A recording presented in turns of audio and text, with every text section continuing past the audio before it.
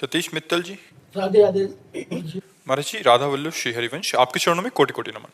महाराज जी, जब हम किसी को दान करते हैं और व्यक्ति उस दान का गलत उपयोग करता है तो उसकी गलती का भागी इसीलिए हमको कहा गया है कि दान पात्र को देख कर दे। कुछ दान होते हैं जिसमें पात्रता नहीं देखी जाती। जैसे कोई प्यासा है, अब कौन है, हमें कोई मतलब नहीं, पानी पिला देना है।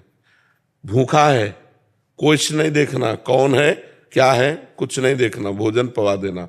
कोई ठंडी में कांप रहा है, कुछ नहीं देखना, उसे वस्त्र दे दो। कोई बीमारी से परेशान है, कुछ नहीं देखना कौन है क्या नहीं, उसकी औषधि करा दो। कुछ ये सेवाएं हैं जो बिना विचार किए कर देनी चाहिए। अब जैसे रुपया देना है, अब होश में, वो रुपये का शराब पिएगा कि व्यभिचार करेगा कि जुआ खेलेगा। अगर वो शराब पीता, व्यभिचार करता है, जुआ खेलता है, तो आप उसके भागीदार बनेंगे, आप भी नरक जाएंगे। और अगर वो धन आपका भगवान की सेवा में, संत सेवा में, अच्छे कार्यों में लगा, तो आपकी उन्नति होगी। हम दान इसीलिए देते हैं कि हमारा मंगल हो, तो रुपया बहुत होश से देना चाहिए। भोजन, औषधि, वस्त्र, जल हम किसी को भी दे सकते हैं, लेकिन रुपया जब देने की बात हो तब समझ जाना चाहिए कि अब हम देखें पात्र है कि नहीं, हमारे रुपये का सदुपयोग होगा कि नहीं होगा। हमें भोजन दे देना है, वस्त्र दे देना, उसको औषधि दे देना है, जल दे देना है, लेकिन रुपया देने में हमें थोड़ा विवेक की जरूरत है। हमारे रुपये का सदुपयोग होगा या दुरुपयोग, ये हम पहले जान लें, तब हम रुपया दें। तो इसीलिए प्रायः लोग दान का विशेष लाभ नहीं ले पाते। उसमें दो कारण होते हैं। एक तो देहाभिमान होता है कि जो दान दिया उसे छपा दिया, उसे हजारों लोगों के कान तक पहुंच गया तो खत्म आपका पुण्य।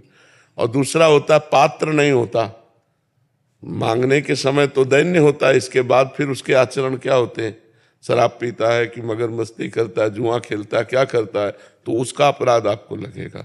तो दान का सही लाभ है कि जैसे गौ सेवा, तो हम चारा दें हमें जाके, जहां हमें संशय है वहां हम सामान का प्रयोग करते हैं जो बेच भी ना सके, और जहां ये हमें पक्का पता है कि हमारे धन का सदुपयोग होगा, साधु सेवा में जाएगा भगवान।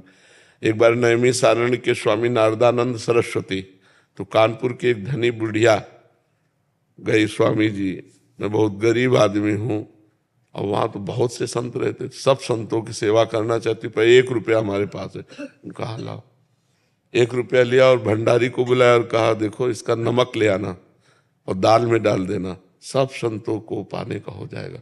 बुढ़िया सामने में 1 करोड़ रुपया, आज के 40 वर्ष पहले 1 करोड़ रुपया तुरंत ट्रांसफर चेक में, कि हमारे रुपए का सदुपयोग। जब 1 रुपये का सदुपयोग हो सकता है तो 1 करोड़ का कर सकते हैं सदुपयोग। तो रुपये का सदुपयोग हो, अगर दुरुपयोग हुआ तो दान फिर दुर्गति कराएगा, और सदुपयोग हुआ तो सदगति कराएगा। समझ पा रहे हैं आप? किशन जी, प्रिया जी।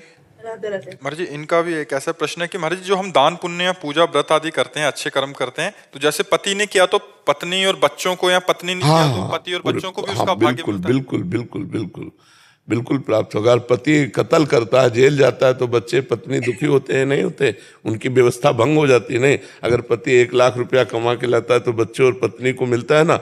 ऐसे ही शुभ अशुभ कर्म से पूरा नाता जुड़ा हुआ होता है। हाँ, जन्म मृत्यु चक्र में फिर अपना अपना हिसाब चलता है। मान लो एक सरकारी आदमी है, उसको जो सुविधाएं मिलती हैं तो उसके परिवार को भी तो भोगने को मिलते हैं। बोले अमुक ऑफिसर के माता पिता फ्री ट्रेन में चल सकते हैं, ऐसा है नहीं, तो उस कर्म का उसका फल मिल रहा है कि नहीं मिल रहा है। अगर आपका शरीर छूट जाता है तो जीवन भर आपकी पत्नी को पेंशन मिलेगी, आपके पुत्रों को सहयोग मिलेगा सरकार का, तो कर्मों का मिलता है हिसाब किताब, वो सब संयोग बनता है। लेकिन भगवान की प्राप्ति स्वयं से होगी, इसके लिए स्वयं भजन करना होगा। ये दान पुण्य से भगवान की प्राप्ति होती नहीं है। दान पुण्य एक अलग शुभ कर्म है, पाप अलग अशुभ कर्म है, जिसका दुख और सुख परिणाम है।